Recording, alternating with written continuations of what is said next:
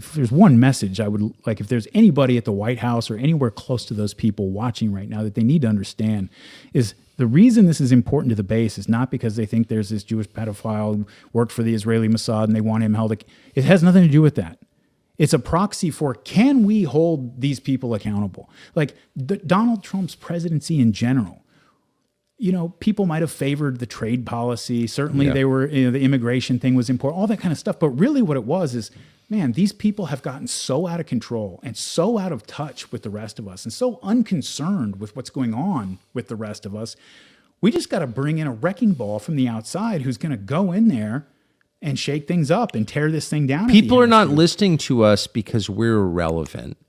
We don't have any say in our government. There is no democratic control in the United States. The population's views don't really matter. That's the feeling that people have. And this whole story that you've told for 2 hours and 37 minutes confirms that they are right to be concerned, because what you're describing is an pretty organized, informally organized anyway, force or series of forces that operate outside and above the U.S. government and every other global government, or most of them anyway. And by definition, so the U.S. attorney, the federal prosecutor, the chief federal prosecutor in one of our biggest states is told back off and does, and everybody beneath him does also. So like, what is that? Yeah. It's a force bigger than the U.S. government. And I just think that can't continue. That can't continue. You can't have that. And the nature of the crime, again, being that one crime that if you polled Americans, said, what's the worst crime? Exactly. I think it would make the top of every list of every poll that you could run, however you worded it. The fact that that's the crime, it makes it so that, when they tell you we bombed a car in Kabul and killed this family of 10, during the Afghanistan withdrawal. We can't really get into all of the details because of sources and methods and this and that and so forth. People will be like, okay, that I don't really like that, but fine. But a child's innocence, if anything is sacred, a child's innocence is sacred. And sacred means there is no compromise with regard to that. If you have to, if exposing the information about somebody like Jeffrey Epstein means that a Dr. Strangelove style nuclear device goes off and destroys the planet, too bad. Let justice be done, even if the heavens fall on something like that, because the crime is just, it's beyond the pale. It's something that for all normal people, they say, whatever your excuse is, national security, first of all, what does this guy who's a pedophile have to do with national security? But whatever your excuse is. I've wondered since day one, what does that have to do with national security? Yeah, whatever it is, the answer is no. Okay, we have a journalist who has a source, and this has not been refuted by the people involved, saying that he belonged to intelligence. We have all these ties over the years that provide more circumstantial evidence to back that. If the U.S. government had anything to do with this guy, if foreign governments operating on our soil had anything to do with this guy, we don't care what your excuse is. We're talking about a man who was raping children. And if our government, the people who pass laws that we have to follow, or else have men with guns show up to our house and drag us off to a cage somewhere, the men who make those rules, men and women who make those rules, this is something that we have to draw a line in the sand and say, this is too far. You are going to dump all of this, and we don't care what happens. We want an explanation of what was going on here. And we're not going to take no for an answer on it. This is too far. It's just too emblematic. It's too severe of a crime. And I hope that I really hope that people will keep that mentality and not let this die until we get a good, satisfactory answer on what was going on. Amen to that, and everything that you have said, I think, in a really measured, restrained way. I also notice about you, as I've noticed before, your total determination to see things through the eyes of the people you're talking about, whether you agree or disagree with them. You add humanity to history, which is why I value your historical analysis. I think it's the right way. It's the humane way. My last question, and I just can't help this because I'm not as good a person as you are, but why? So Mark Levin described you as a propagandist, a demagogue, so you shouldn't have a platform, you should be silenced.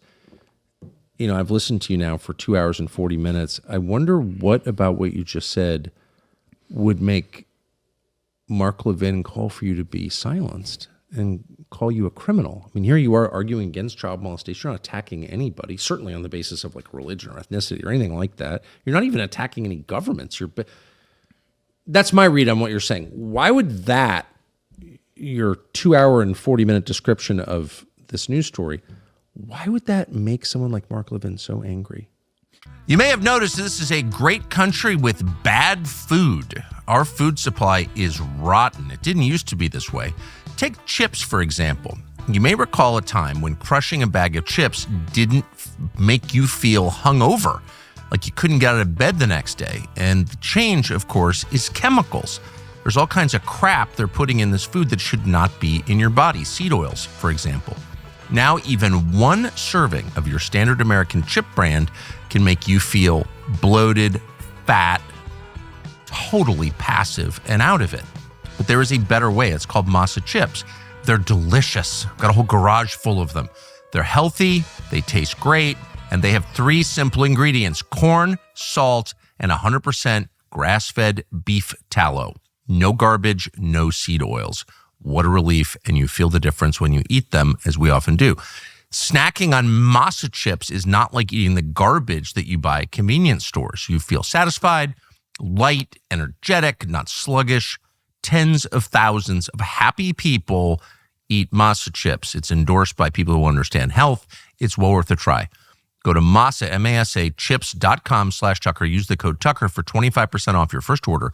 That's masachips.com, Tucker. Code Tucker for 25% off your first order. Highly recommended. I mean, I think when you see the constellation of commentators and personalities that have kind of immediately jumped to the side of there's nothing to see here, it's all over with, let's drop the case. It's all the same people who were telling us we were traitors if we didn't want to bomb Iran just a few weeks ago. Oh, I know. And so I think, and here's the funny thing about it, is I think that people like Mark, people like Ben Shapiro, a lot of these folks are actually, they're afraid, they have something like the pop understanding of what Jeffrey Epstein was about in their heads, and they're afraid that exposing the case will show his ties to Israeli intelligence.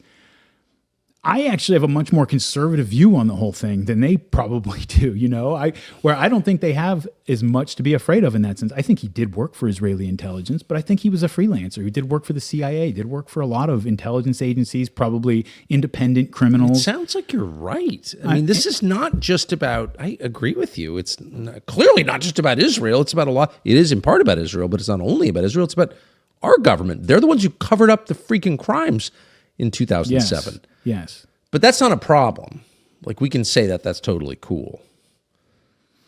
It says a lot about Levin and his priorities, his reaction to this, I would say. And I would say anyone who doesn't want to get to the bottom of this, why? I mean, there is no answer that's going to make sense to anybody that has sat through 3 hours of this conversation, already. I agree because with that. and to me, I don't think there is a good answer to that question. We should not compromise on this. We will get a satisfactory answer, or we will burn this place down. Figuratively, don't come knock on my door, FBI. But that we're not going to let this go. That this is a line in the sand. You will be honest with us about this, because if you can't. The nature of this crime, if you can't, then it means that this thing cannot be fixed, that you cannot be honest with us about anything. We can't trust anything you say if you're willing to lie to us to our faces when there is so much implausible, ridiculous information out there. Lie to us to our faces in such a brazen way about a guy who was raping children. Like, if you'll do that, then there's nothing more to talk about with the ruling class, I can't improve on that. Thanks for watching our YouTube channel. We hope you'll subscribe to it. And by the way, you can hit the little bell on there and get notifications every time we produce a video. We hope you'll do that also.